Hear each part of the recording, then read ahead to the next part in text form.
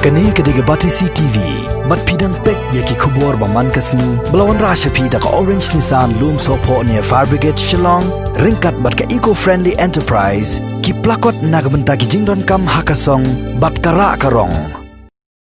Uba bi dengan uba day USDPO jangka penursla civil subdivision uba baru kumu sector officer jangka Maulai police station ula pentikna haka shifauterik unaitung arjar arpo baga medyap kabalalap na khlau kerpang jangka shnong mautawar kabahab hakuntat wakadai uday ubala tip kerteng kumu Walter Dekar uba don sanpukundai snem karta uba syong basa haka shnong mautawar pedeng shnong ulai toru bana kaliang ki pulet bat ki bahayeng hasem kim don ka jing subas niu yano halor kani ka jing yap jong niu rangba.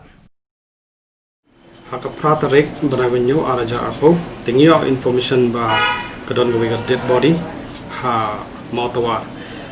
te ki officers bat ki team nila pha shakatu jaka bat ki lale badon kam nang ta beda magistrate inquest ru la da ble ti ki team na doctor ru kilawan kilale ya kanika preliminary examination te nang ta beda da ka jingrap jong kirang bas nong bat ki secretary snong jong kemautawar idala ban itu ya kita ki bahayeng bahasem jong ini deceased person dikilawan kila identify kom i identify as late Walter Dekar sanpukhandai snem tenang ta bede ngila contact ya u block medical officer ban le kawe ka inquiry ban wat ya travel history jong ni breu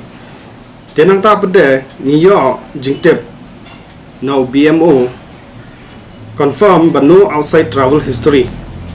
bala report na kiniki family members jong uni upreu bala khang te kalalong bet no COVID-19 related case the PM exemption la grant as per the petition bakila file ki bahing basen jong u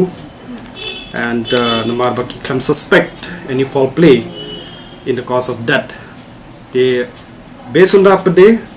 ka dead body ngila hanover no shaki bahing samjong.